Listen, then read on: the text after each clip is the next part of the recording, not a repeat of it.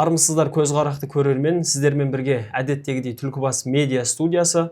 Студиямыздың басты мақсаты еліміздің дамуына үлес қосып жүрген ауданымыздан шыққан азаматтарды халық алдына көрсету болса, бүгінгі студиямыздың кезекті қонағы ислам діні хақ дін десек, мінекей осы дін жолында қызмет жасап жүрген біздің ағамыз Байболов Кәрім Жетпісбайұлы. Қазақстан мұсылмандар діни басқармасы Түркістан облысы осы Түлкібас ауданының бас имамы. Қош келдіңіз аға. Енді жалпы бүгінгі студиямызға сізді шақырып отқанымыздың бірден бір себебі осы қазіргі таңда біздің дініміз жайлы. Яғни сізге арналған біздің барлық сұрақтарымыз осы діннің аумағында болады. Енді біздің ең алғашқы сұрағымызға көшсек, жалпы осы ауданымыздағы діни жағдай туралы және осы мешіттер туралы өзіңіздің мешіттер жағдай туралы айтып өтсеңіз. Алхамдулиллахи роббил аламин, вал ақибату лил муттақин, вассалату вассаламу аля расулина Мухаммадин, ва аля алихи, ва асхабихи аджмаин. Ассаламу алейкум ва рахматуллахи ва баракатуху. Біріншіден баршамызды жоқтан бар етуші Алла тағалаға барша мадақ мақтаулар болсын. Пайғамбарымыз Мұхаммад алейхисаламға сан санасыз сәлем салауаттар болсын. Бүгінгі мынау осы отырысымызды Алла тағала жиынымызды Құдай хайырлы етсін, иншалла. Жалпы Түлкібас ауданымызда Аллаға шүкір, әзірге таңда 50 шақты мешітіміз бар. Құдайға шүкір. Жалпы мынау қазір ауданымызда Құдайға тоба жас мамандарымыз да келіп жатыр. Енді діни мәселеміздің бәрі Құдай қаласа тұрақты, Аллаға шүкір. Қазір мынау имамдарымыз да әрдайым бізде қазір Қазақстан мұсылмандар діни басқармасының сараптау деген комиссиясы бар. Сол сараптау комиссиясынан өтіп имамдарымыз Құдайға шүкір әзірге таңда сол шариғаттың аясында және де мынау имам ағзам Абу Ханифа мазхабыменен елді сол ынтымаққа, әуелі бірлікке, сол жағдай туралыққа шақырып жатқан жағдай бар. Мен өзім енді мынау ауданға қазіргі таңда келгеніме 6 ай болды имам болып. Сол аралықта Құдайға шүкір қазіргі бір 5 мешітімізге Құдай қаласа жас мамандар тағайындадық. Жаскешу ауылына, Ақбейік ауылына, Шұқырбұлақ ауылына, Түлкібаста, сондай Құдай қаласа. Онан кейін мынау қазір бұға дейін әйел ұстаздарды алдырдық ауданымыздың мешітіне, мына кішкене қыздарымызға әдеп ақылақ жайында, солай исламнан, мынау әдептен, содан кішкене бір тәлім, тәрбиясын деген сияқты. Құдайға шүкір деп айта аламыз, иншалла. Ауданымызда имамдарымыздың білімін жетілдіру жағындай аудандық мешітімізде жақсы, иншалла, мамандарымыз бар. Сол ауыл имамдарымызда көбісі бізде ақсақалдар ғой, қариялар кішкене бұл. Оларға да сол жағы түсіндіру жұмыстары жүргізіледі. Онан кейін мынау Алматыға 2 айлық бізде жаныма діни сауат ашу курсы бар. Соған жіберіліп, Аллаға шүкір соны жайлап, енді атқарып жатқан жұмыстарымыз бар. Ол жағы оқуларға сол мешіттің имамдары бар ғой, әр ауылдағы. Әр ауылдағы мешіттің имамдарын жыл сайын 2 айлық Алматы ислам имамдар жетілдіру институты бар. Сояққа жіберіп тұрамыз. Олар сол жерде жаңағыдай мынау бізде қазіргі мынау әдеп ақылақ, ол бір тәлім тәрбие, одан кейін мынау өзіміздің жаңағыдай мынау салт дәстүр, ғұрып бар. Сонымен піте қайнасып, жаңағыдай біздің жалпы енді дініміз салтымызбен, дәстүрімізбен піте қайнасан ғой.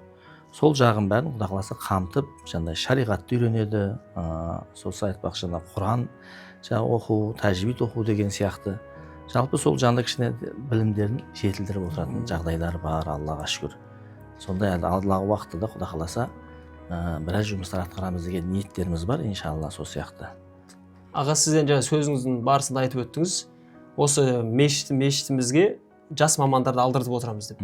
Енді бірінші сұрақ болсын сізге, ол жас мамандарды қазір енді білеміз ғой, дін жолында үйрететін, жаңағы осы толық ақпаратты түсіндіретін, сіңіретін жас мамандар дайындайтын әлемде де оқу орындары көп, елімізде де бар, Аллаға шүкір. Енді осы ауданымызға келген жас мамандардың көбісі елімізде оқыған азаматтар ма, немесе шетелден оқып келгендер ме? Жоқ, бізде енді жалпы бұрын деген кезде мынау 90-шы жыл білесіздер ғой.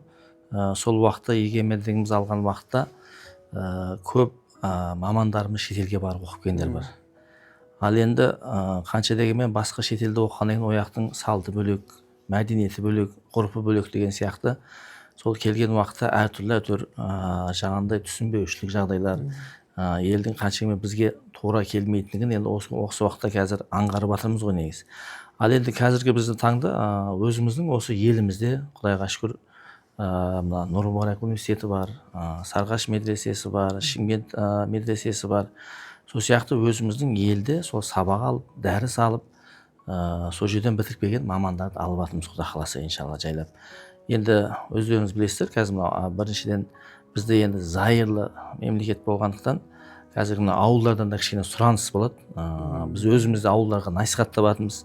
Кішкене жастарды қояйық, белсене жаңа жұмыс жасайтын, ауылдың жағындай жастары бар, соларға кішкене насихаттайтын, дінді үйрететін, туралықты, шындықты, обал сауап деген сияқты, жақсы жаман деген сияқты. Діннің өзі тек қана былайша айтқанда намазбенен, оразамен ғана шектелмейді ғой. Жалпы сол қоғамда өтері сол барлық нәрсені кішкене қамтитын, жан-жақты қамтитын, еліміздің тарихы бар, мәдениеті бар, салты бар, ғұрпы бар деген сияқты сондай мамандарды шақыртып жатқан жағдайларымыз бар. Соның ішінде қазір құдайға шүкір сол жаңа 4-еуін алдырдық жастарды. Оны енді ауылдың жанында өзінің тұрғындарының өзі кішкене қолғабыс жасап, жәрдемін жасап, қаласы қазіргі таңда Аллаға шүкір жұмыс жасап жатқан жағдайлар бар. Енді аға біз тек осы дін саласын емес, басқа бір салаларды алып қарайтын болсақ, мысалы спорт саласында оларды қызметке қабылдайтын кезде жаңағы өздерінің арнайы нормативтер бар ғой, тапсыратын, мысалы өздерінің дене күш қуаттарын сынайтын, немесе қазір осы мектепке жұмысқа қабылдайтын кезде конкурс болады, жаңағыдай арнайы мамандарды шақырып, осы өздерінің пәндері бойынша сұрақтарын қойып, сөйтіп барып жұмысқа қабылдайды.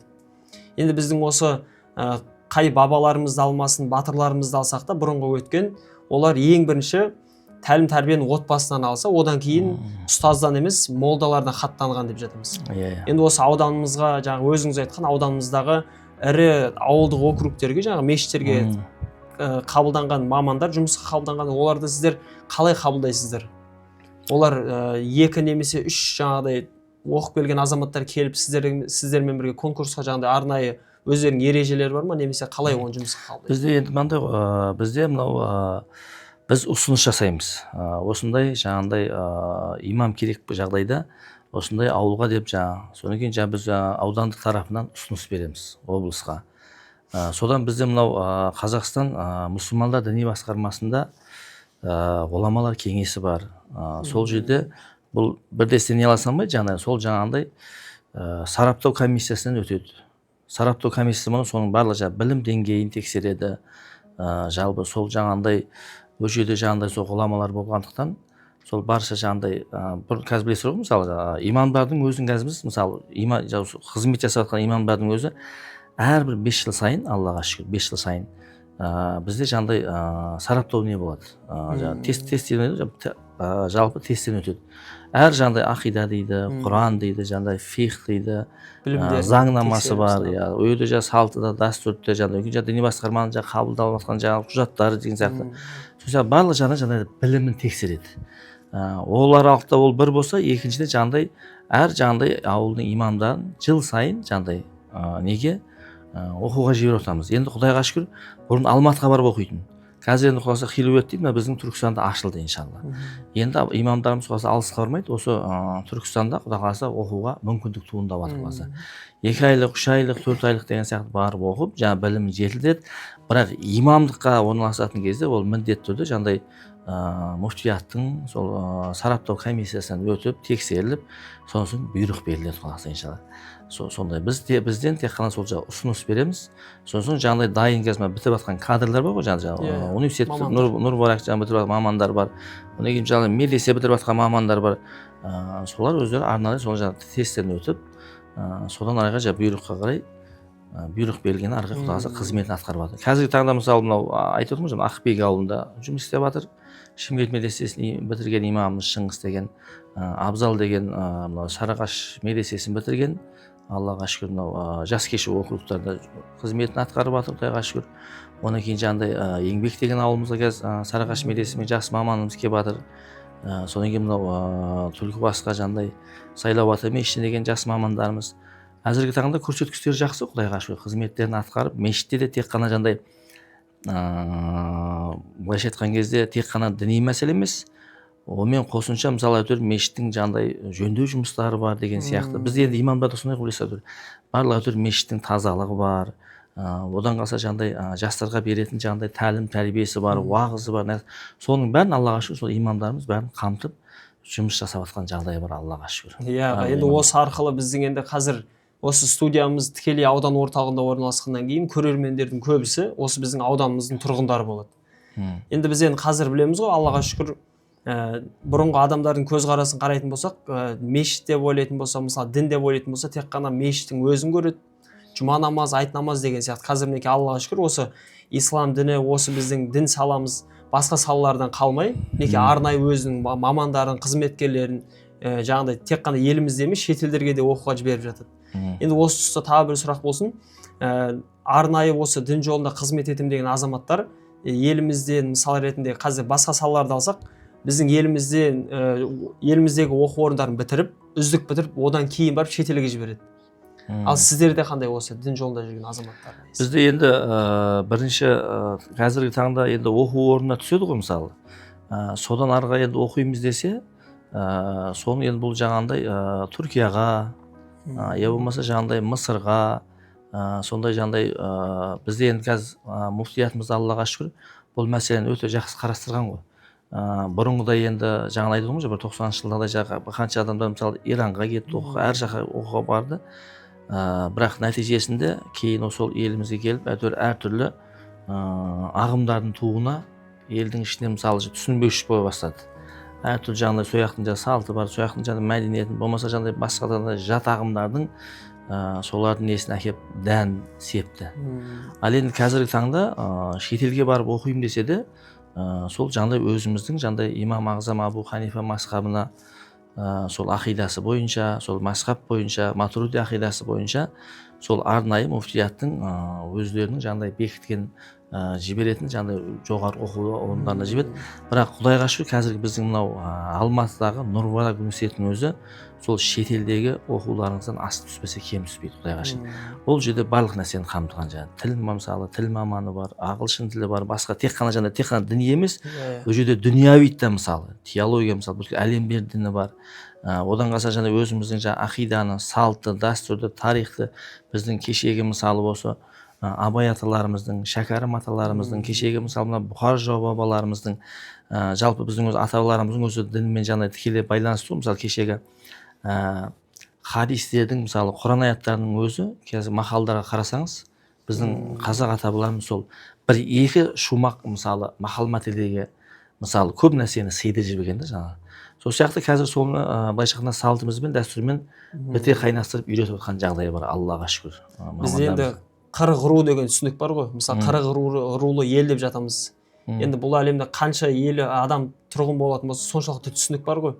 Біздің осы арнайы дінді үйренем, осы исламды түсінем деп оқуға барған жаңағы өзіңіз айтқан азаматтар жат ағымдарға да еріп кетіп жатыр дейміз. Енді қазір енді сіздің айтуыңыз бойынша сол жақта оқып келген қазірге дейін біздің үлкен ағаларымыз сол елімізде де сондай оқу орындарында өздері сондай білімді жастарға үйретіп жатыр дейміз. Енді жаңа Аллаға шүкір біздің осы ауданымызда да білеміз ғой, енді осы ауданның азаматы болғаннан кейін, осы елдің ұлы болғаннан кейін өзіңіз сияқты дін жолында қызмет жасап жүрген ағаларымыздың бұрында біздің аталарымыз мұра мирас қалдырған ешкі мешіттеріміз бар. Неке солардың жақсылықтың жаршысы болып, неке халыққа үндеу жасап, неке осы дін жолына үлес қосайық деп арнайы өздері жаңағыдай қор ашып, арнайы былайша айтқанда басқадан көмек күтпей өздері ауыл тұрғындары болып, өздері араласып, өздері жағдайларын жасап жатыр ғой, мешіттерді бітіріп деген сияқты. Енді соның барлығы қызмет қой, былайша айтқанда. Енді ұлтқа қызмет жасау білімнен емес, мінезден дейміз. Енді өзіңіз айтқандай көркем мінезді болу және осы ислам дініне имамдық қызмет дегенді өзіңіз қалай түсінесіз? Жалпылама ашып айтып өтсеңіз. Өте бәрекелді айналайын бауырым, өте жақсы сұрақ қойдыңыз. Енді негізі мынау өзі айтады ғой, мынау Әл-Фараби бабамыз айтады. Мынау тәрбиесіз алынған білім дейді, тәрбиесіз алынған білім бұл адамның өзінің қас жауы дейді. Мысалы қарап тұрсаңыз, білім шайтанда да болған. Білім шайтанда да болған. Шайтанның өзі бүткіл періштелерге сабақ берген екен да. Ал енді бірінші бұл жерде біздің шариғат үкімімізде мынау мінез ғой, мінез құлық. Кешегі жаңа ата-бабаларымызды айтып отырсыз ғой, үш ақ нәрсемен тәрбиелеген. Обал болады, сауап болады, жақсы жаман деген сияқты, арам адал деген сияқты сөйтіп 2 ауыз 3 ауыз сөзбен ақ тәрбиелеген иншалла. Ал енді қазір имам деген жалпы қандай болады енді, имамның тұлғасы қандай болады деген кезде, имамның осы жерде бірінші тұратын мәселесі әдеп ақылағы, жаңағы мінезі. Өйткені қоғамға білесіз, еш уақытта біліңмен емес, мінезіңмен сиясын. Имамның мінезі жайдары болу керек. Имам деген былайша халықтың алдында тұратын адам. Имам деген бір ауылдың болмаса бір ауданның дейік мысалы, рухани бір тұлғасы, рухани бір басшысы.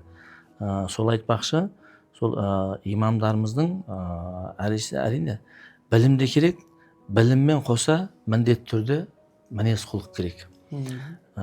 Имам адамның да бір шетінен айтатын сөзі, ойлаған ойы, істеген ісі, амалды бір жерден шығу керек. Сол сияқты біз енді имамдарымызға жаңа айтып отырмыз ғой, Аллаға шүкір, әрбір апта сайын сол насихатымызды айтып, онан кейін жаңағыдай имамдарды жинап, осы мәселені айтып отырамыз. Енді әдеп имамның жалпы айтқан кезде, айтады ғой, имам деген бір айна іспеттес қой. Жалпы мұсылман адамда сондай болып тұр, мысалы, сізге қараған кезде адам бір сүйсінетін болу керек. Сізге қарап адам деген мұсылман қарап бір кішкене бой түзу керек та. Жаңа исламның бәрі енді намазбен тек қана оразамен шектелмейді деп айттық қой. Бұл енді Алланың алдында жасалатын бұл міндеттеріміз. Әрбір адамның парыз міндеті. Бірақ дей тұрғанмен де мына адамның былайша айтқан кезде мінезі, әдебі, ақылағы болмаса өте қиын нәрсе да. Сол сияқты бірінші мәселеде осы имамдарымыздың айтатынымыз сол әдеп ақылағы жақсы болу керек. Яғни білім деңгейі жақсы болу керек. Өйткені жаңағыдай шариғатты меңгеру керек, діннің заңын.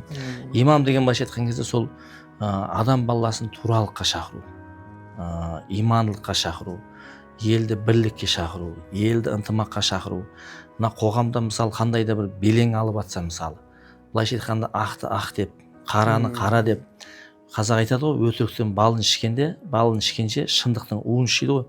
Имам адам деген сол шындықты айта білу керек. Қандай да болсын, сол сияқты елді ынтымаққа, ауызбіршілікке шақырып, былайша айтқанда имам деген былай көшбасшы ғой, былайша айтқанда көшбасшы. Сол елді ынтымаққа, бірлікке, тура жолға шақыру. Кешегі сол пайғамбарымыз мысалы қарап тұрсаңыз, имамдықпен қоса ол кісі елді басқарды, елді ізгілікке шақырды, бірлікке шақырды, туралыққа шақырды, таухидке шақырды, бір Аллаға ғана иман келтіруді. Пайғамбарымыздың осындай хадисі бар ғой, менен 2 нәрсе қалды дейді. Дүние қалған жоқ пайғамбарымызға мирас болып. Пайғамбарымызда не? Құран қалды, және пайғамбарымыздың сүннеті қалды. Сол сияқты әрбір имамның міндеті сол жақсылыққа бастап адамдарды жамандықтан қайтару. Бірақ біреуді жақсылыққа бастау үшін сен өзің жақсы болу керексің. Сен сөзіңменен де, ісіңменен де, амалыңменен де сол нәрсені көрсете білу керексің. Сол нәрсе бойыңнан табылу керек иншалла. Сондай тұлға болу керексің, көрдіңіз ба? И жамандықтан қайтару. Жамандықтан қайтарсаң, адам деген сол жамандықты жасамау керек иншалла. Солай деп айтамыз, имамның былайша бір рухани тұлға, рухани басшы ауылдың. Бұл енді былайша айтқан кезде жаңағыдай мінездің арқасы ғой. Енді мінезің көркем болса, сөзің мен ісің сәйкес келіп тұрса, сені сыйламайтын, сені тыңдамайтын адам болмайды деп жатырсыз ғой. Енді бізде ұстаз деген былайша айтқанда жан-жақты болу керек дейміз ғой. Жаңағыдай балаға ұрсатын кезде ата-анасындай болу керек. Баланың көңілін табатын кезде жаңағыдай өзінің барлық шеберліктерін салу керек дейміз. Енді сіз басында айтып өттіңіз, осы ауданымызға қызметке келгеніңізге 6 айға жуық уақыт болды. Енді сіз ауданның орталығында қызметіңізді жасап жатқаннан кейін, енді ауданымыздың әр ауылындағы, ауылдық округтердегі мешіттерді білесіз. Енді сіз жалпылама саралап қараған кезде, бізде қазір мынандай түсінік бар ғой, енді тойханалардың барлығы салынып жатыр дейміз. Мектептер салынып жатыр, бірақ онымен қарағанда мешіттеріміздің саны азайып жатыр. Тағы да бір түсінік бар, сол мешітке келетін жамағаттың саны да азайып жатыр. Мешітті сала бермеу, оны тоқтату керек деген, осы жалпы былайша айтқанда кертартпа пікірлерге өзіңіздің қандай ойыңызды білдіретін едіңіз? Енді бұл мешіт деген мынау жер бетінде ең таза жер мешіт дейді. Ең таза жер мешіт дейді. Енді ол қанша мешіт салынса да ол аздық етпейді, бірақ бір нәрсені түсінейік. Мен осы имамдық болып келгелі ауданда мешіттердің бәрін араладым. Ол шыны керек. Мешіттерді араладым. Бірақ сын көтермей тұрған мешіттеріміз де көп, аз емес. Бірақ бір нәрсені түсінгенім дұрыс та, бұл мешіт деген бұл Алланың үйі. былайша айтқан кезде бұл мешіт дегеніміз бір ауылдың мысалы айтқанда рухани орталығы. Енді мына айтады, оқушы болмаса дейді, оқушы болмаса Құран жетінбейді. Тыңдаушы болмаса ғалым жетінбейді, тыңдаушы болмаса. Ұстаз дейді, ғалым жетінбейді. Енді жамағаты болмаса мешіт жетінбейді. Кейбір ауылдарда көрдім мен, бір ауылда 3 мешіт салып тастаған, 2 мешіттен салып тастаған. Бірақ барып атқан жамағат жоқ. Бір адам, 2 адам даңғырадай мешіт салып қойған, бірақ баратын жамағат жоқ. Бұның да обал сауабы деген нәрсе болады да. Бұл жерде мен бір айтайын деп отқан нәрсем не? Мешіт салынбасын айтқан жоқпын. Қанша мешіт салынса да, бұл иншалла Алланың үйі, Алла Тағаланың берекесі жауап тұратын жер. Бірақ мынау осы мешітті бір салған кезде мен айтарым, ауыл тұрғындары болсын, ауыл азаматтары болсын. Енді білесіз ғой, бізде мешітте көбісі жеке кәсіпкерлердің демеушілігімен салынады. Бірақ сол мешітті салған кезде мынау халыққа деп салады ғой, халықтың игілігіне, осы жерде келіп жастарымыз тәлім тәрбие алса, мешітте кішкене уағыз насихат айтылса, қарияларымыз сол мешітке келіп құлшылық жасап, елді бірлікке шақырып, ынтымаққа шақырып, былайша айтқанда рухани орталық қой енді. Енді ол мешіт салып қойып ертеңгі күнге бір адам намаз оқымаса, бұның да обалы бар ертең Құдайдың алдында, бұның да сұрауы бар. Сол сияқты жаңа айтып отқаным сол ғой, мен ауданымызда 50 мешіт бар, біраз мешіттерді арладым. Сын көтермей тұрған мешіттеріміз де бар. Бірақ енді имамдарымызға осы нәрсені қатаң тапсырдық. Кейбір мешіттеріміздің керек болса дәретханасы да жоқ. Сондай нәрселер кемшіліктері бар. Енді қазақ айтады ғой, сын түзілмей мін түзілмейді дейді. Құда қаласа иншалла осының бәрін имамдарымыз ескеріп, одан кейін жаңағындай соған жұмыстарға кіріседі деген ниеттеміз. Тағы да бір айтатын нәрсе, бізде мысалы жалпы осы қоғамда имамдарды әлі күнге шейін кейде байқаймын, бір фельдшер ұстап қабылдайды. Адам мысалы ауырған кезде скорыйға звондайсың ғой, келеді, уколын салдырады, кетеді бұл. Фельдшер сияқты қабылдайды. Имам тек қана жаңағыдай бір жаназаға, я болмаса жаңағыдай бір Құдай тамаққа, болмаса біреу ауырып қалса бір дем салу, болмаса бір балаға дүниеге келсе соның құлағын азан шақыру болды дейді, сол аяқта тоқтатады да. Жоқ, ол дұрыс емес. Бұл имам деген нәрсе, былайша айтқанда, бұл басшы. Бір ауыл болсын, аудан болсын, бір рухани басшысы. Былайша айтқанда, сол әрбір ауданда болатын нәрсеге, мысалы бір ауылдың имам болса, ол сол ауылдың пәтуашысы, былайша айтқанда, діни жағынан сол ғана пәтуа береді. Басқадан пәтуа бере алмайды оған. Сол сияқты аудан несі болсын. Енді олар жаңағыда білмей жатқан жайда, мысалы Құдайға шүкір муфтиятымыз бар, ғұламалар кеңесі бар. Қазір мысалы бізде діни басқармада Аллаға шүкір жақсы ашылған пәтуа KZ дейді, білмеді. Сол сияқты имам деген тек қана ол жаңағындай діни рәсімдерден бөлек, бұл енді діни рәсім дейміз ғой, жаңағы біреу қайтыс болса жаназасын шығару, Құдай тамаққа бару деген сияқты, жаңағындай неке қию деген сияқты, бұл діни рәсімдер жасалатын. Бірақ одан бөлек бұл қанша дегенмен имам деген сол бір ауылдың рухани басшысы. Былайша айтқанда мысалы ненің жаман екенін, ненің жақсы екенін, ненің арам екенін, ненің адал екенін, үлкенге құрмет көрсету, кішіге ізет жасау, мысалы табиғатты аялау деген сияқты көптеген осы шариғаттың жаңағыдай былайша айтқанда тәртібін, қағидаларын түсіндіруші былайша айтқанда имамымыз сондай тұлға. Енді мешіттерімізді Құдай қаласа жайлап имамдарымыз Аллаға шүкір ретке келтіріп жатыр, жөндеу жұмыстарын жүргізіп жатыр. Енді білесіз ғой, біз жаңағыдай зайырлы мемлекет дейді, жаңа діни дініміз кішкене бөлек қой. Мемлекеттен бөлек болсаң, басқа мысалы мекемелер сияқты бізге мысалы бюджеттен қаржы бөлінбейді. Амал жоқ, сол жаңағыдай ауылдың кәсіпкерлері бар, ауыл тұрғындарына айтып имамдарымыз сөйтіп қаражат жинап, онша сол мешітіміздің кем кетіктерін жасап жатқан жағдайы бар. Аллаға шүкір ешқандай имамдарымыз қарап жатқан жоқ. Шама шарқы келгенше елге насихаттап, сол мешітті бірінші жағынан тазалығына қараймыз. Таза ұстау, мешітті таза ұстау, ауланы таза ұстау. Одан кейін қазіргі таңда мысалы мынау ауылға сол насихаттау, ауылды таза ұстау, үйін, ауласын, көшесін деген сияқты. Аллаға шүкір сол жағында күнделікті бізде де жаңағыдай имамдардың чаты бар. Барлық жаңағыдай жұмыстарды біз бақылап отырамыз. Не жұмыс жасап жатыр имамдар? Күнделікті жасаған жұмыстарын жіберіп отырады. Облыстан, муфтияттан тапсырмалар келсе, біз оны жаңағыдай бақытысына жеткізіп отырамыз. Соған лайықты Аллаға шүкір жұмыс істеп жатқан жағдайымыз иншалла. Енді бізде керемет сөз бар ғой, жаяудың шаңы шықпас, жалғыздың үні шықпас дейміз. Енді қай адам болмасын, қай отбасы болмасын, өзіне келгенде еш нәрсені аямайды ғой. Әйтеуір үйіміз, баспанамыз болса да ең жақсысын салайық деп. Енді қай ауыл болмасын, өздерінің мешітіне қарап арнайы осы жаңағы өзіңіз айтқандай мемлекеттен көбінесе қолдау көрінбейтін, жаңағыдай бюджеттен ақша бөлінбейтін мешіт болғаннан кейін әр ауылдың жағдайын былайша айтқанда сол мешіттеріне қарап білеміз ғой. Енді ауылдың ауызбіршілігі деген сияқты. Енді осы мешіт салуға қатысты бір сұрақ болсын. Біз енді ауданымызда 50 мешіт бар дедіңіз. Енді соның барлығы болмаса да бір шамасы арнайы кәсіпкерлердің осы демеуімен салынған, қолдауымен салынған. Енді осы мешіт салған кезде оның арнайы өзінің аты болу керек қой, жаңағыдай мына атаның мешіті деген сияқты. Сол көбінесе кәсіпкерлер өздерінің тегіне байланысты мешіттің атауын қоя ма, немесе сіздермен ақылдасып бірлесіп қоясыздар ма мешіттің атауын? Енді жалпы мына мешітті енді атауға келетін болсақ, енді ол Алла жолына салатын болса міндетті емес, ол жаңа өзінің бір әкесін қою, болмаса бір атасының атын қою, ол міндетті емес. Өйткені пайғамбарымыздың хадисі бар. Біз енді түсіндіреміз да, негізі бұға дейін салынған ғой бізде мешіттер, сол кешегі тоза. Біреу әкесінің атын қойған, біреу енді анасының атын қойған. Енді қазіргі таңда бұл мәселеге кішкене тоқтау жасап қойды.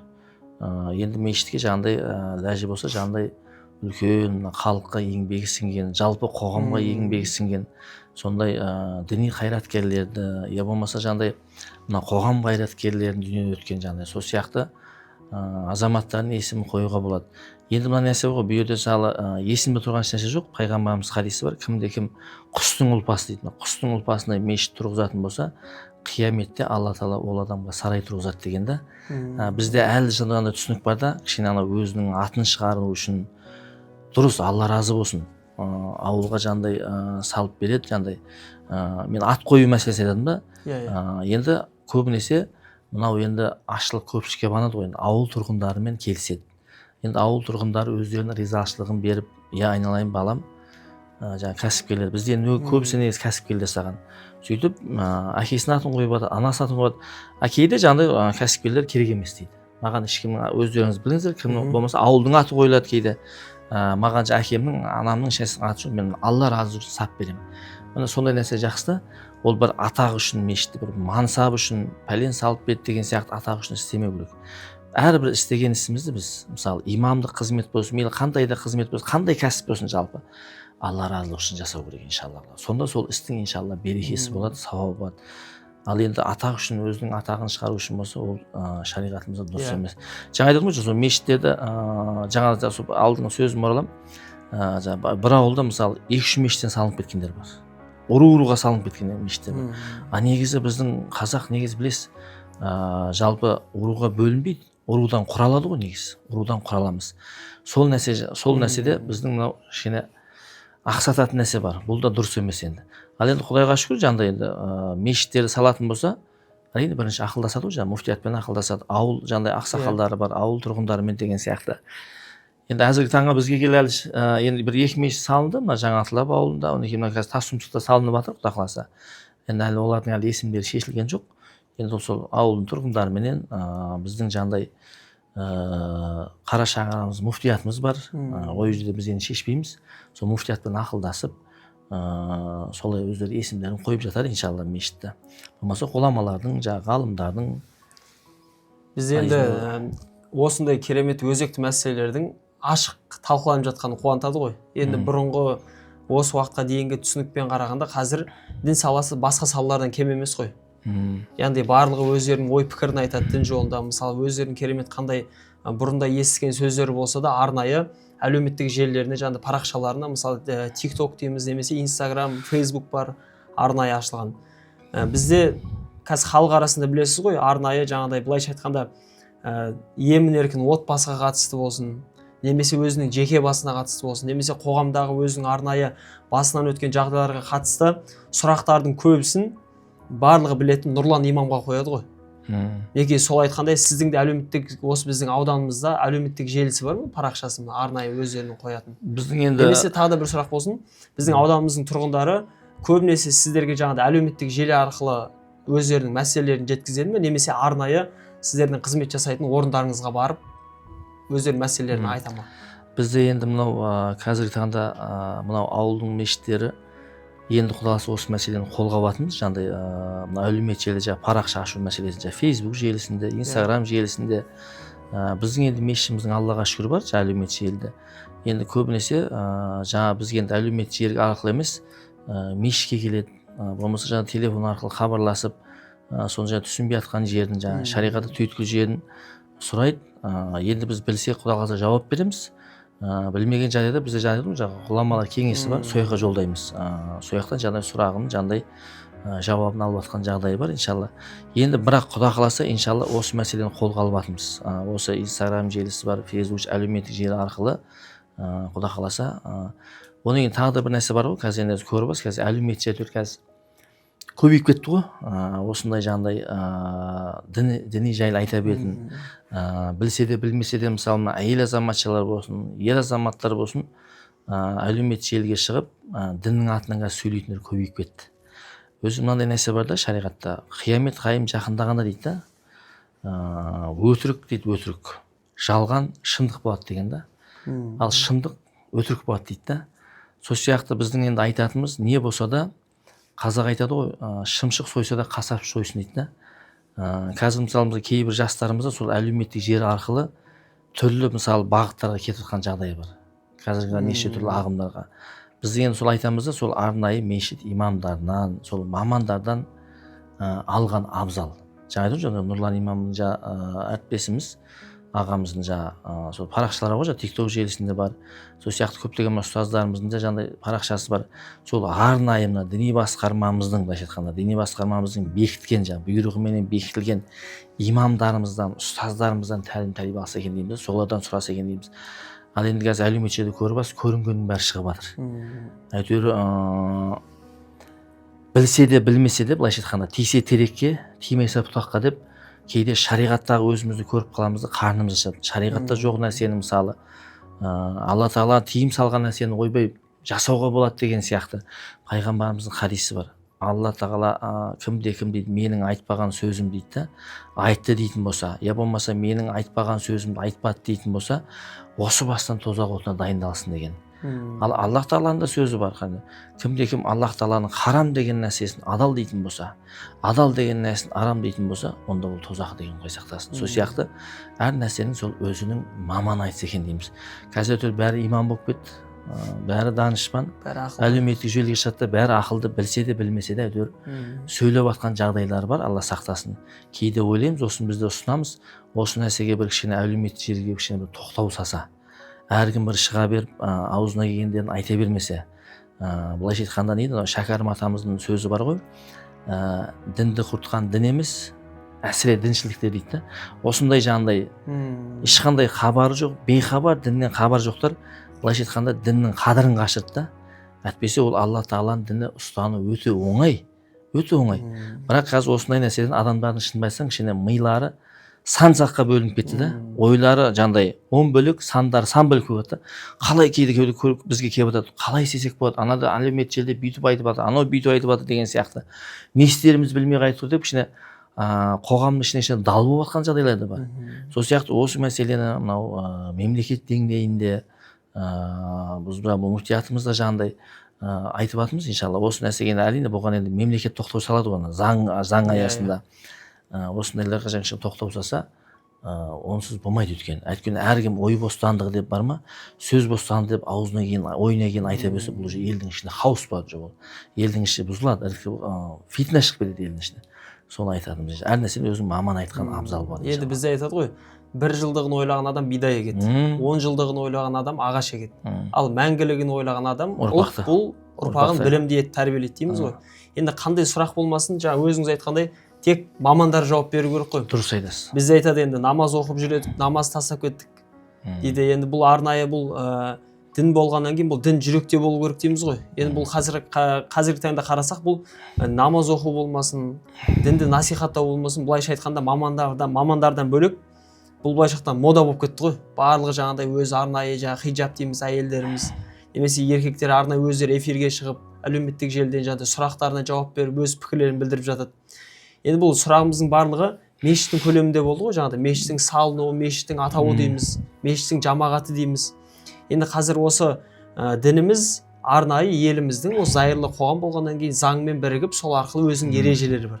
Енді осы біздің арнайы мұсылмандар діни Қазақстан мұсылмандар діни басқармасының бекіткен осы ережесіне сай арнайы осы біздің жыл басында бекітілген ереже бойынша Құдай тамақтағы дастархан мәзірі қаншалықты сақталып келеді. Осы біздің басқа жақта айтпай ақ қойық, өзіңіз күнде көріп жүрген ауданымызда. Енді мынау бірінші мәселе, қазақ айтады, өлім дейді, бардың малын шашады дейді. Бардың, жоқтың артын ашады деп бекер айтпайды. Аллаға шүкір, биыл Қазақстан мұсылмандар діни басқармасы осы бірінші мәселе мынау отбасы құндылығы қабылданды. Одан кейін жаңағыдай осы Құдай тамақта жаназа мәселесінде Құдай тамақ бар, 40-сы 7-сі деген сияқты осы мәселені былайша айтқанда бір ізгілікке, бір жүйеге қою мәселесін талқыланып, имамдар болып, республика бойынша имамдар болып, муфтиятымыз бір жүйеге бекітті. Енді өзіңіз білесіз, бұға дейін шыны керек, мынау енді бұл аза деген нәрсе, бұл шашу емес. Бұл қайта аза тұту деген сөзде, бұл той емес. Мысалы, тойда шашыласын. Енді өлім жетімде бұл қайта сол марқұмдарды аза тұтып, еске алып, соның жаңағыдай рухына Құран бағыштау мақсат. Енді ол ілгерден бұл жаңадан бір ойлап шығарған нәрсе емес, ол баяғыдан мысалы аталарымыз біледі. Бұрын мысалы пайғамбарымыздың хадисі бар. Мәйіт шыққан үйден дейді, 3 түн қазан асылмасын деген. Тұзына ішіне ашылу қылмайды. Сояқта бұл нәрсе бұл бар еді, бұл нәрсе. Кейінгі кезде бұл нәрсе жоқ болып кетті. Кейінгі кезде соңғы жылдары мынау кәдімгідей адамдардың мысалы жылдық асы бар, 40 күндік асы бар, 7 күндік асы бар, кәдімгідей той сияқты өтетін болып кетті. Арнайы жаңағыдай асабалар жалдап, арнайы жаңағыдай видеороликтер жасап, оның жаңағыдай кәдімгідей суреттерін қойып деген сияқты. Одан қалса жаңағыдай адамдарға жаңағыдай әр адамдарға жаңағыдай сөз, адамдарды шығарып сөз беріп деген сияқты әсірелер жіберді. Ал енді бұл той ұқсат жіберді. Алла сақтасын, бұл дұрыс емес. Бұлда шариғатымыз бұл нәрседен негізі қайтарған. Негізі мынау онан кейін жаңағыдай тойдың кәдімгідей дастарханның өзі тойдың дастарханы болып кетті. Енді осыны біз мына аудан әкімі бар, әкімшілігі бар, мына аудан бойынша ақсақалдар төрағасы бар, қоғам белсенділері бар, баршамыз осыны мен осыдан жақын арада ғана өткіздік аудандық әкімшілікте. Сөйтіп бір ауыздан ауыл ақсақалдары бар, қоғам белсенділері бар, ауданымыздың басшысы бар, Асқар ағамыз Аллаға шүкір қолдап, қуаттап, мынау жаңағыдай тойхана егелеріне осы мәселені бәрін насихаттап жатырмыз, айтып жатырмыз. 7 түрлі тағам, жаңағы одан аспасын. Сусыны болсын мейлі, қымызы болсын, жаңағы жеміс жидегі, наны, бауырсағы, шелпегі деген сияқты. Одан кейін жаңағы тәтті пәттісі, жаңағы қант шай деген сияқты. Одан кейін жаңағыдай біреу палау беріп жатады, біреу жаңағыдай ет ауқатын береді. Болды, одан басқасын бәрін қысқартайық. Өйткені қазір барсаңыз, қарасаңыз жаңағыдай пиалай қоятын орын жоқ. Барлық неше түрлі жаңағыдай мясной асарты дейді. Одан қалса жаңағыдай көп қой жаңағыдай неше түрлі жаңағыдай нелерді қойып тастайды. Қазы бар, қарта бар. Қарап тұрсақ барып жатырмыз енді. Ел аралаған сыншы болады, ағаш аралаған орманшы болады дейді. Көп нәрсе желінбей қалып жатыр. Ысырап болып жатқан жағдай бар. Ал енді Құранда айтады Алла тағала, сендер ішіңдер, жеңдер, бірақ ысырап етпеңдер дейді. Ысырап етушілерді Алла тағала сүймейді дейді. Ысырап етушілер бұлар шайтаннан дейді. Сол сияқты осыны насихаттап, қазір Құдайға шүкір ауданымызға бір жүйеге кеп қалды. Қазір мысалы бұрынғы таңда мысалы жаназа болатын болса шапан таратып ататын, ой қарияларға деп, құдаға деп, әр ұруға деген сияқты. Одан қалса жаңағыдай жыртыс беріп атады. Бұның бәрі Құдайға шүкір ауданымызда тоқтады қазір. Жайлап тоқтады. Одан кейін тамақ беру мәселесі тоқтады. Сондай жайлап бір ізгілікке, жүйеге жақындап келеді. Енді қазақ айтады ғой, мұсылман болу әстесте, кәпір болу бір пәсте дейді. Құдай қаласа имамдарымыз да осы нәрсені насихаттап жатыр. Ауданымызда Құдайға шүкір деп айта аламыз, бір ізгілікке, жүйеге кеп қалды дейміз иншалла, кеп қалды.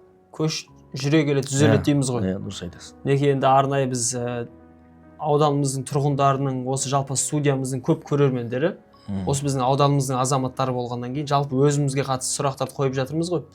Некен жаңа сіз айтып жатырсыз, енді арнайы бір қаза болған үйге барып, мысалы жылдық асқа да барсақ, немесе 40-ына барсақ та, келген адамдар жаңағы арнайы келген мақсаттарын ұмытып, мысалы еске алу болса тек еске алмай, дастарханнан аса алмай жатады дейміз ғой, жаңағы тамақтанып деген сияқты.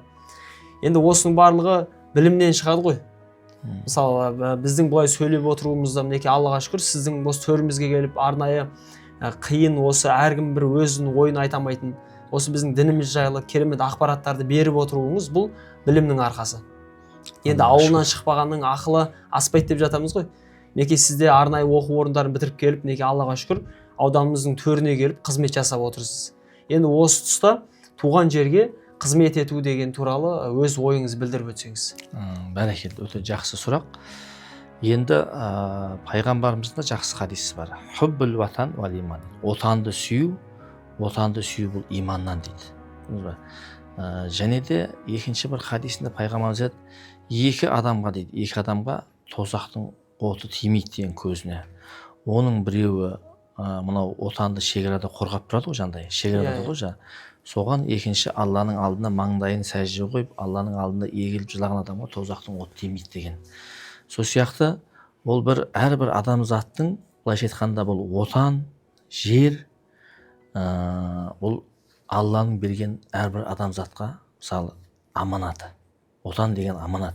Өзі бізде шариғатта бар, мысалы отанын сатқан адамдар жаназасына шығарылмайды. Қайта отаныңа қызмет ету керексің. Сол сияқты мысалы қазіргі жастарымызға айтатынымыз, мынау өмір деген өзі бір қамшының сабындай ғана қысқа ғана өмір ғой. Пайғамбарымыздың жақсы хадисі бар. Адамның ең жақсы деген адамға пайдасын тигізгенде деген, қоғамға, қоршаған ортаға пайдасын тигізгенде дейді. Ал адамның ең жаманы дейді, мынау адамдарға және өзінің жаңа қоршаған ортасына, сол отанына болсын, зиян тигізгенде дейді. Қолыменен, тіліменен дейді. Сол сияқты келешек өсіп жатқан жастарымызға айтатынымыз, Алла тағаланың ең сүйікті амалы жақсылыққа бастап жамандықтан қайтару. Және де соның ішінде отанды сүю, отанға жанашырлық таныту. Атанаң болсын, мынау еліңнің әрбір тек қана мысалы жаңада айттық қой, шынайы Аллах тағалаға иман келтірген адам бұл еш уақытта тұрып атқан еліне, отанына зиян тигізбейді. Қолымен болсын, тіліменен болсын, дүниесімен болсын, қандай да болсын ісімен зиян тигізбейді. Біздің енді айтатынымыз, осы елде, отанда өмір сүріп жатқан мейлі жайлайды қызметкерлер болсын, жалпы жаңағындай жастарымыз болсын, ләжі болса осы отанымызға қайта үлесіміз қосайық. Білімімізбенен, дүниемізбенен, күшімізбенен қайта осы отанымызға жақсылық жасайық, ізгілікке шақырайық. Ал енді Алла сақтасын, жаңағындай зиян келтіріп қоюдан, білесіз ғой, бізде мынау шариғатта көп мәселені негізі қайтарған, мысалы парақорлық деп атамыз, жемқорлық деп атамыз, өсімқорлық деп атамыз. Сол сияқты бұдан зардап шегетін кім? Өзіміз, еліміз шегеді. Мысалы айтқанда, басқа біреу емес, өзімізге өзіміз зиян жасаймыз да. Сол сияқты мынау ұлт жанашыр Ахмет Байтұрсынов атамыз айтқан екен, ұрпағым дейтін атана болмаса, жұртым дейтін дейді. Жұртым дейтін ұрпақ қайдан шығады деген екен. Жаңа өзіңіз айтпақшы, 1 жылдығын ойлаған адам егіс ексін дейді, 10 жылдығын ойлаған адам көшет отырғызсын дейді, 100 жылдығын ойлаған адам ұрпақ тәрбиесін дейді. Сосын ұрпақтарымызды намысты, ар намысты, иманды, салиқалы осы қоғамға, елге, отанға пайдасын тигізетін ұрпақтарды тәрбиелейік. Тек қана жаңағыдай қара басын, қамын ойламайтын, Алла сақтасын. Қазір қоғамда көріп ғой, жасыратын ештеңе жоқ. Тек қана өзінің қара басын, қамын, бас пайдасын, қамын ойлайтындар, Алла сақтасын. Сол сияқты әрбір адамзат осы елде туғаннан кейін, осы елдің суын ішкеннен кейін, елдің ауасын жұтып атқаннан кейін елге, қоғамға пайдасын тигізу керек. Тек қана жақсылығын тигізу керек, зиянын емес, Алла сақтасын. Сол сияқты біз жастарға айтатынымыз сол, иншалла, Алла тағала иманымызбен, құлшылығымызбен айырмасын. Сол сияқты тек қана қоғамға, елге, қоршаған ортамызға, табиғатымызға тек қана пайдамыз тигізейік. Су ішкен құдығыңа түкірме дейміз ғой. Бәрекелді. Осы еліңе, сөзіңмен де, ісіңмен де өзіңіз айтқанда зиян тигізбеу керек. Ал қызмет еткен кезде жаныңды да аямай қызмет жасау керек дейміз. Енді есімін айтпай ақ қойайын, біз арнайы осы елімізде бір белгілі бір кәсіпкер ағамыз бар. Сол ағамыз өзінің жаңағы әлеуметтік желісі парақшасында да айтып өтеді. Отбасындағы бірлікті сақтау үшін, енді оның жанұясы бар, әйел бала шағасы бар. Олардың жаңағыдай ауызбіршілігін сақтау үшін айына бір рет үйге имамды шақырып отырамын дейді. Жаңағыдай барлығымыз жаңағыдай осы сияқты төрімізге шығарамыз, өзіміз төменгі жақта отырып, ол кісіге сұрағымызды қоямыз, ол кісі бізге насихат айтады. Жаңағыдай отбасының құндылығын сақтау үшін дейміз. Сол айтқандай, осы қазіргі таңда ауданымызда, былайша айтқан кезде, енді 6 ай болды деп жатырсыз ғой, 6 айда аз уақыт емес. Ауданымызда көбінесе осы халық арасында мейірімділіктің мәні қаншалықты бар? Және мейірім деген сіздің түсінігіңізше қандай болады? Енді бұл мейірім деген сөз, білесіз ғой, бұл енді жанашырлық қой. Жаңа мен айттым ғой бір сөзімде, кешегі айнанайын абыз қарияларымыз, ақ жаулықты, ақ самайлы, алтын құрсақты аналарымыз сол 2-3 сөзбен ақ тәрбиеледі. Ұят болады, обал болады, сауап болады, мынау деген сияқты 2-3 сөзбен тәрбиеледі. Бұл мейірім деген сөз, бұл жанашырлық қой негізі. Бұл жүректен шығатын нәрсе. Сол сияқты мынау жаңа айтам ғой, Абай атамыздың жақсы сөзі бар. Алла деген дейді, Алла деген сөз жеңіл дейді да. Аллаға ауызбен қолмен емес, Аллаға шынайы жүрекпенен, ықыласпенен бару керек дейді да. Одан басқаның бәрі Құдайға жол емес дейді да. Сол сияқты мынау мейірім деген несі, ол жүректен шығатын нәрсе. Өйткені пайғамбарымыздан сұраған екен, тақуалық қай жерде дегенде, тақуалық деген жүректе деген екен, көрдіңіз ба? Жүректе екен. Ал енді жаңа айтып ғой, жастарымызға сол айтатынымыз сол, бізде бір енді ақсайтын нәрсеміз сол, әдеп ақылақ жоқ. Мысалы кешегі біз енді Совет өкіметінің уақытында өмір сүрдік. Сонда мысалы көрдік біз, сол кезде бала болдық. Мысалы бір үйдің қарап тұрсаңыз, той-домалақ болатын болса, кәдімгідей көше қуанатын. Бүткіл көше қуанатын. Көшемізде той болатын болды депші. Кәдімгідей қуанатын жандай. Соған барып көмектесетінбіз. Бір үйге мысалы бір нәрсе түсетін болса, жаңа шөбі болсын, несі болсын, асар деген нәрсе болсын. Кәдімгідей бір үйде асарлап кететін. Енді жаңағындай кәдімгі біз білеміз бала кезде, бір үйде аза болса, қайтыс болатын болса, кәдімгі көршілерде сол тойда еш нәрсе жасамайтын. Бүткіл көрші аза тұтатын жандай. Сондай бір берекелді уақыттар болды. Қазіргі таңда Аллаға шүкір, мешіттеріміз де көп, намаз оқитын жастарымыз да көп. Бірақ бізде ақсап тұрған нәрсеміз әдеп ақылақ жоқ қой. Мейірім, кішіпейілдік, көрдіңіз ба? Сол сияқты мынау кейде ойлайсың, Абай атамыз кейде жақсы айтқан ғой, сен дейді басыңда билік тұрған кезде дейді да, мына күн сәулесі сияқты, күн сәулесі тұрған кезде қасында көлеңк тұрады ғой, тепсең де кетпейді дейді, сондай адамдар көп болады дейді. Ал басыңа бір қиындық туған кезде дейді да, мына басыңды бір бұлт үймелеген кезде, көлеңкі жоқ болып кетеді ғой. Сол сияқты таппай қаласың да. Сол сияқты кейде осы ойлаймын, мейірімдікпен қоса, бізде әзіргі таңда кішкене шынайылық та жоқ сияқты, бір шынайылық, бір риясыздық та. Сол нәрсе аздау сияқты. Қазіргі қоғамда. Сенде мысалы қызметің болса, сенің жаңағыдай дүниең болса, күшің болса, сенің қасыңда жаңағыдай достарың, жақын нелерің көп туыстарың, бірақ әйтеуір басыңнан бақтайып, жаңағыдай неған кезде кейде ішіне кім таппай қалатын жағдайлар болады. Алла сақтасын. Бұл ең сорақылық нәрсе да. Сол сияқты біз қандай да болсын, адамның жүрегінде мейірімділік деген бұл шынайылық болу керек. Сен ол бар бол, жоқ бол, шынайы риясыздық деген осы нәрсе да, иншалла. Сол сияқты мысалы жастарымызға да насихаттайтынымыз, иншалла, қандай да жағдайда болмасын, ол пенде болсын, пенденің басында әртүрлі сынақтар болады. Бірде күлесің, бірде жылайсың, бірде қуанасың, бірде мұңаясың. Сондай кезде қастарымыздан табылайық, бірін-бірімізді қолдайық, бірін-бірімізді қуаттайық. Шынайы мұсылман адам бар ма? Айтады пайғамбарымыз. Шынайы мұсылман дейді. Өзіне не нәрсені қаласа, соны екінші бір мұсылман бауырына қаламайынша, ол толық иманның ләззатын ала алмайды деген. Иманы жоқ деген сөз. Толық иманда болмайды деген сөз ба? Сол сияқты өзіңе нені жақсы көрсең, екінші бір мұсылман бауырыңа. Мәселе ол сенің туысқаның болуы шарт емес.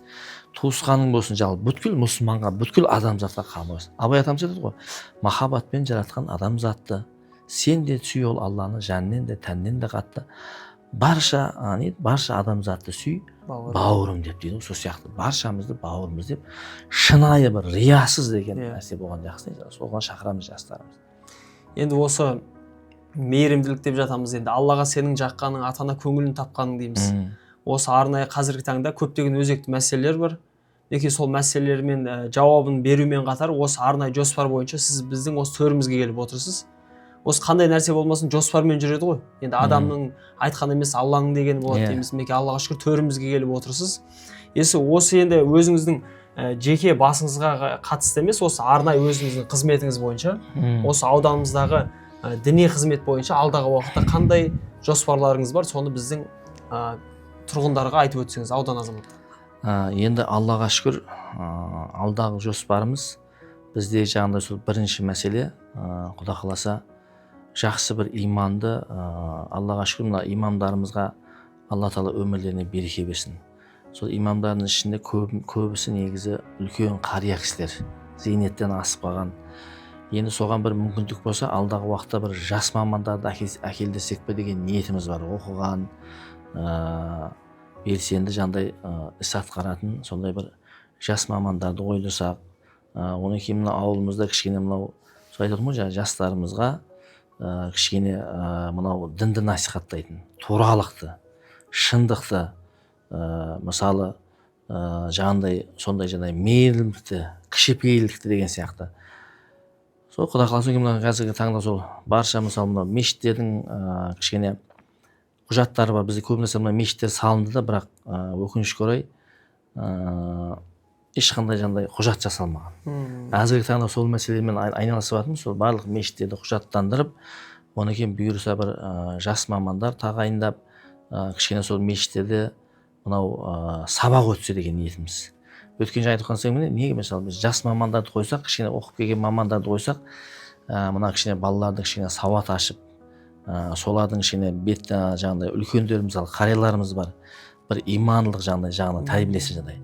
Оны кейін мысалы мынау қанша дегенмен мына өзіміздің дәстүрлі дінді кішкене насихаттайтын, Құранымыз бар, хадисіміз бар, фихіміз бар, барлық нәрсені мысалы дәстүріміз бар. Ол кешегі мысалы абай аталарымыздың, шәкәрім аталарымыз, бұхар жырауларымыз, шал ақындарымыз мысалы кеше сол айтып кеткен ата бабаларымыз сол несін насихаттайтын кішкене жақсы білімді, сол білікті мамандарды алдырсақ па деген ниетіміз бар. Алдағы уақытта осындай жоспарларымыз бар. Әрине бұны жас мамандарды алдырған соң білесіздер ғой, ол имамның білесіз айлығы болсын, тұрып ішіп жеген болсын, бұл халықтың мойнында. Бұны әрине біз бірінші сол ауылдың тұрғындарыменен, сол ауылдың жаңағыдай кәсіпкерлерімен бірге ақылдасып, осындай жұмыстар атқарып жатқан жағдайымыз бар. Ол енді қазір ертең мысалы алып келе саламыз біз имамдар. Бар құдайға жас мамандар, бірақ олар келгеннен білесіз. Ол енді ауамен демалмайды, қоректенбейді. Олар келгеннен үй керек, жай керек. Оларға кішкене айлық жалақы беру керек деген сияқты. Жалақы бергеннен кейін сол мешітке жаңағыдай жаңа балаларды жіберіп, соны біз айтып жатырмыз қазір. Жас мамандар алдырайық, мешітке байлап қойыңыздар, айлығын бер, жалақысын бер, болды, сөйтіп балаңды жібер, үйренсін. Балалар мына қайда ғой, мынау не дейді, қанша дегенмен мынау баланы дейді, мынау отбасы тәрбиесі өзіне әуелі тәрбие отбасынан басталады ғой. Бірақ неге сол кішкентайынан кішкене мына иманды жүрегіне сусындап өскен, Құдайды танып өскен бала, пайғамбарымыздың хадисі бар, сендер баланы оңды солды білгенде бөлек жатқызыңдар деген. Бала оңды солды білгенде оған намаз оқуды үйретіңдер деген. Имандылыққа тәрбиелеңдер, ата-анасын сыйласын. Осы мәселелерді Құда қаласа қолға алып жатқан жағдайымыз бар. Екінші мәселе сол Құда қаласа енді Алла нәсіп етсе, мынау кішкене мектептерге де енді ол жаңағы балаларға намаз оқу үйрету емес мақсат, тәлім тәрбие. Мына ата-ананы сүю, ата-ана құрметтеу. Мысалы біз бала кезімізге айтайын, бізде мысалы еңбекке тәрбиеледі. Мектепте оқып жүріп біз мысалы алмаға шығатынбыз, жүзімге шығатынбыз, мақта теруге шығатынбыз, мысалы қырманға бидай суыруға шығатынбыз, еңбекке тәрбиеледі. Мысалы қазіргі сондай бір кішкене бір жастарымызға да ұсыныс тастап жатырмыз. Мына білікті мамандарымыз, имамдарымыз барып, мынау қазір шынымен жастарымызға ата-анасын құрметтемейтін жастарымызға, мектеп қабырғасында жүріп мысалы темекі шегетін, жаңағыдай сондай әдепсіздік амалдар жасап жүрген балаларымыз да қыздарымыз аз емес. Жазыршы. Сол сияқты мен ойлаймын, сол мектепте осы нәрсенің жоқтығы. Сол мектеп қабырғасында осы жаңағыдай осы нәрсені айтып, мынау ата ананың міндеті қандай. Мысалы бала өзінің дүниеде қыз болсын, бала болсын өзінің жандай міндетін біле білсе, мысалы қызды қарасаңыз ұлттың айнасы ғой, ұлттың айнасы, дұрыс па? Сол сияқты қазақ айтады, еркек бұзылса отбасы бұзылады дейді. Әйел бұзылса қоғам бұзылады дейді. Осы мәселелерді кішкене мектептерде кішкене бір түсіндіру жұмыстарын жүргізсек па, осыны ұсынып жатқан жағдайларымыз бар. Егер Құда қаласа осы бір мақұл болып бір шешім табатын болса, сол мамандарымызда барып арнайы мектептерге сол мынау тәлім, тәрбие, имандылық, осы ибалылық сабақтарын өткізсек па деген ниеттеріміз бар. Құда қаласа. Біреу болмаса біреудің құлағында қалса, мысалы бір адам құлағында қалса, ол адам айтып айтады, 10 адам айтады, дұрыс па? Сондай нәрсе бар да, мысалы сіз бір адамды тура жолға салсаңыз, ол адам барып Құда қаласа 10 адам салады. Бірақ сен бір адамды бұзып кетсең, бұл өзімен қоса тағы бір 10 адам бұзады да, көрдің бе? Сол сияқты біздің мақсатымыз Құда қаласа осы елдің ішінде, ауданның ішінде осындай әрекеттер, Құда қаласа жұмыстарды атқарсақ па деген ниеттеріміз бар. Қолдау тауып жатса, әрине Құда қаласа, иншалла. Сол мектептерге де, колледжде бәрібір білесіздер, оқуларға. Бізде енді бұрынғы үлкендеріміздің пікіріне қарасақ, жаңағы әңгімелесіп отырсақ, бұл имамдардан тек қана өлім жетім жайлы айта береді деген керемет өзінің кертартпа түсініктері бар ғой. Енді арнайы адам болғаны өзінің жеке ой пікірі болады деген сияқты. Енді қазіргі таңда біз ауданымыздан бөлек осы еліміздегі жалпы өзекті мәселелердің барлығын шешімін тауып беріп жатқан имамдарды бұл әлеуметтік желі арқылы көріп отырамыз. Олар енді толыққанды жаңағыдай жауап бермесе де, енді өздерінің қысқа нұсқа қылып арнайы өзінің әлеуметтік желіде жариялайды ғой, енді өзінің жауаптарын. Енді осы жаңа өзіңіз айтқандай жоспарларыңыз бойынша мектептерде немесе оқу орындарында арнайы осы жастарға үгіт насихат, осы дін жайлы, өзіміздің діліміз жайлы түсінік беру жайлы жұмыстарыңыз бар екен.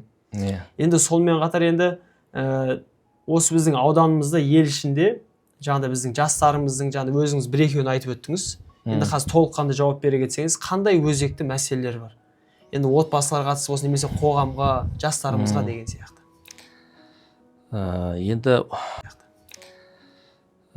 Енді отбасына қарап тұрсаңыз, енді біз енді имам болсын жағдай әртүрлі нелмен келеді ғой жағдай. Отбасылық мәселемен. Осы жерден отбасылық жағдайға келетін болсақ, көбінесе мынау ер адам өзінің міндетін білмегендіктен, өмірде, қоғамда, отбасының алдында өзінің атқаратын міндетін, функциясын, рөлін білмегендіктен, одан кейін мына әйел баласында өзінің жаңа міндетін, атқаратын жұмыстарын білмегендіктен, отбасының ішінде кішкене мынандай ұрыс керістер болып жататын жағдайлар бар. Оның біразын кішкене енді арасына түсіп, жаңағындай түсіндіру жұмыстарын жүргізіп жатқан жағдайымыз бар.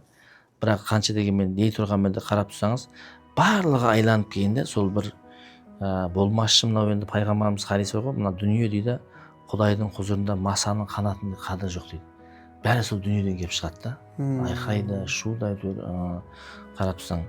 Сол сияқты мынау енді отбасылықтан да сол жаңа құндылықтар не?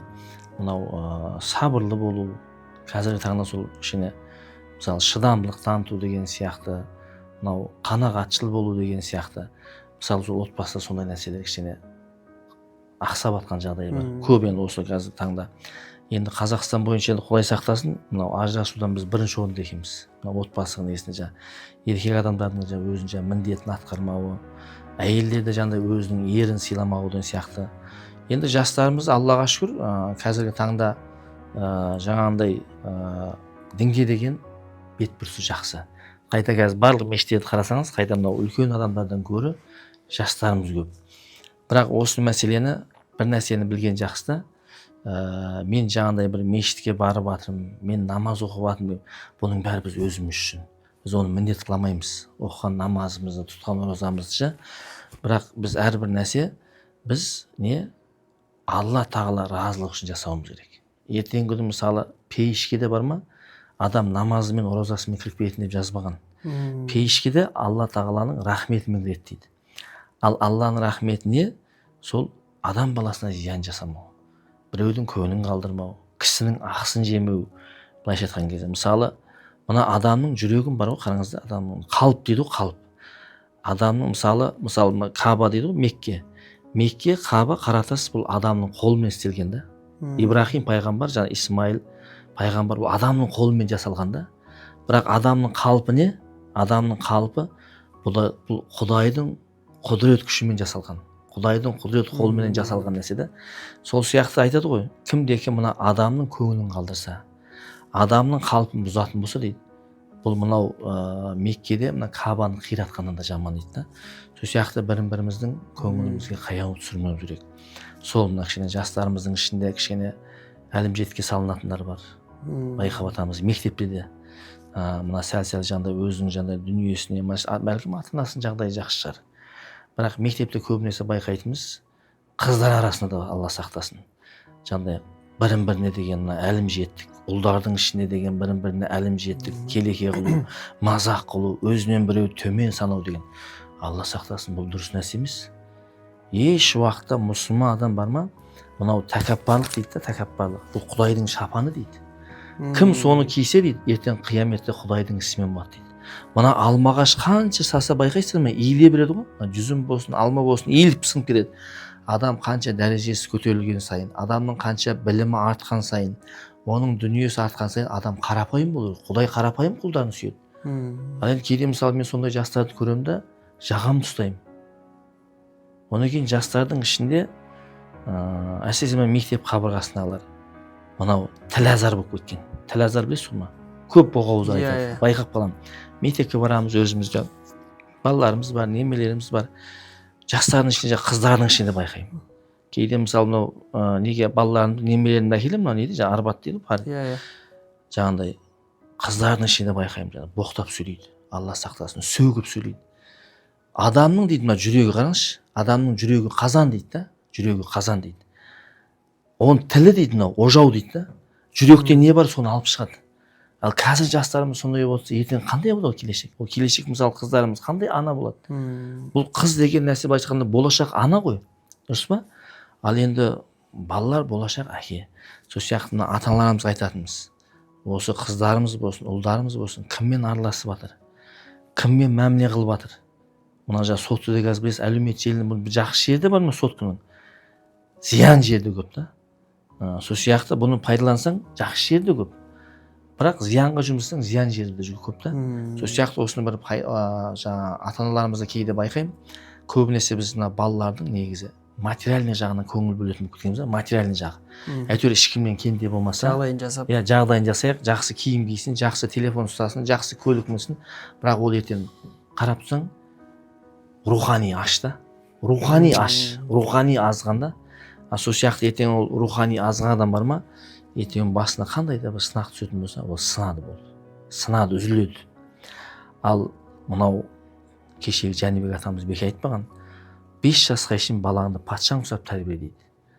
5 жастан 15 жасқа шейін құлын құсап жұмса деген. Құлын құсап. Көрсін бала. Суға да күйі керек, суыққа тоңу керек, ыстыққа күйі керек. Ал 15 жастан кейін арғай дейді, өзіңнің жандай досың сияқты мәміле қыл деген екен. Сол сияқты бұл қыздарымызға да қатты көңіл бөлуіміз керек. Қыз деген ертең бір елге баратын келін, ана болашақ. Ал енді жандай боқтап сөйлеп жүрген көшеде қалай босып жүрген қызымыз ертең қалай ана шығады? Көрдіңіз бе? Қандай ана болды ертең? Қандай мысалы кешегі мысалы даналарымыз қайтып туады мысалы кешегі мысалы Зере аналарымыз мысалы Ұлжан аналарымыз дәретсіз еміз беген. Сол сияқты біз болашақта өсеміз, өнеміз десек, сондай ұлт шанды, ар намысты қыздарымызды, ұрпақтарымызды солай тәрбиелеуіміз керек. Енді ағас, біздің осы мектеп болмасын, жаңағыдай осы аудан орталығындағы барлық демалыс орындары болсын, барлығында жүретін де қызмет жасайтын жастар ғой. Жаңа сіз айтып жатырсыз, енді аудандағы өзекті мәселелердің ішіндегі көбісі осы жастарға қатысты дейміз ғой. Енді сізге арналған сұрағымыздың ең соңғысы болсын. Енді осы біздің мағжан аталарымыз, бұрынғы бабаларымыздың барлығы айтып өткен ғой, болашақ жастардың қолында, жаңағыдай арнайы осы арыстандай айбатты деп әртүрлі осы айбаттылыққа қатысты болсын, осы елдің болашағына қатысты болсын, жастарды сынап, жастар тәрбиелеп кеткен ғой. Енді жаңағы өзіңіз айтып жатқан өзекті мәселелердің барлығын осы жастардан көріп жатсақ, арнайы өзіңіздің шынайы, осы сізге дінге қатысты емес, сізді арнайы қызметіңізге емес, сіздің бір тұлғалық беделіңізге емес, арнайы ағалық осы жастарға қандай өзіңіздің ақылыңызды айтар едіңіз? Енді жастарымызға айтатынымыз мынау айтады ғой, мына қателеспесем мағжан атамыз айтады ғой, ұлт жанашыры, сен жанбасаң лапылдап, мен жанбасам лапылдап, кім жанады лапылдап дейді. Сол сияқты жастарымызға айтатынымыз, иншалла, Құда қаласа, мынау бірігіп жастарымыз әуелі дейді, мынау ата анамыз, елімізге, отанымызға бір-ақ нәрсе адал қызмет ету. Өйткені Құдайдың құзырында айндаллах ислам дейді. Алланың құзырында қабыл болатын тек қана ислам діні дейді. Ал ислам діні, сіздерге айтайын, біз мұсылманбыз ғой, исі қазақ мұсылманбыз. Ислам діні шынайылықты, адалдықты, турашылықты қабылдайды. Одан басқа мынау алаяқтық, өтірік айту, сол сияқты басқа да ол нәрсе қабылданбайды. Сол сияқты келешек өсіп жатқан жастарымыз бар, мысалы елге, отанға, дінге қызмет еткен. Әрбір ісімізге Құда қаласа адал болсақ, әрбір жаңағыдай ісімізде шынайылық болса, риясыз, ешқандай жаңағыдай бір көз бояушылық емес, шынайылық болса, иншалла жастарды соған шақырамын Құда қаласа. Әрбір ісімізге, отанымызға, елімізге, жерімізге, отбасымызға адал болуымыз керек. Өйткені қанша деген Құдай тағалам еш уақытта Алла Тағала бар ма? Әсіресе мына қызметке келетін мамандарымызға айтатынымыз, Құдай еш уақытта адалынан бермесе, арамынан бермейді. Арам нәрсеге жоланбасын деп айтамын, иншалла. Құдай адалынан берсін. Адал нәрсемен өйткені айтады, пайғамбарымыз хадис бар ғой, сендер дейді, мына асқазаныңа не кетіп жатқанын, асқазаныңа не кетіп жатқанына мән бер дейді да. Мән бер дейді асқазаныңа не жеп жатқанына дейді. Өйткені асқазан арқылы дейді, бүткіл дене дейді, бүткіл денеге тарайды, бүткіл дене қуат алады. Алла сақтасын, арамнан ішіп қойсақ, ол денеміз де арамданады, жүрегіміз де қараяды. Келешек ұрпақтарымыз да сондай болады. Сол сияқты иншалла ішкеніміз, жегеніміз, ісіміздің бәрі адалдан болсын, еліміз аман болсын, жұртымыз тыныш болсын, аспанымыз ашық, заманымыз тыныш болсын. Мына ел билеп отқан, ел іргесінде отырған мына ағаларымызға айтатынымыз, Құда қаласа осы елімізді адалдықменен, иманменен, исламменен, сол қазақ айтады ғой, қарғысама алғыс ал дейді, дұрыс па? Елдің алғысын алып, батасын алып, сондай әрбір адамзат өзінің ісіне адал болса деген ниеттеміз. Жастарымызға насихатымыз болсын. Ағай, діни түсінік болғаннан кейін, қазір енді қызметтің көбісіне жастар ғой. Жаңағыдай осы ел басқару саласы болсын, арнайы орындарда. Енді арнайы жұмыс уақытысы мысал ретінде ең соңғы бір жеке сұрақ болсын. Енді мысалы жұмыс уақытысы кешке мысалы 6-ға дейін болса, кейбір уақытта шаршап кетеміз, мысалы аяқтап сөйтеміз да ерте қайтқымыз келіп кетеді. Мысалы жұмыс басқа қандай сала болмасын.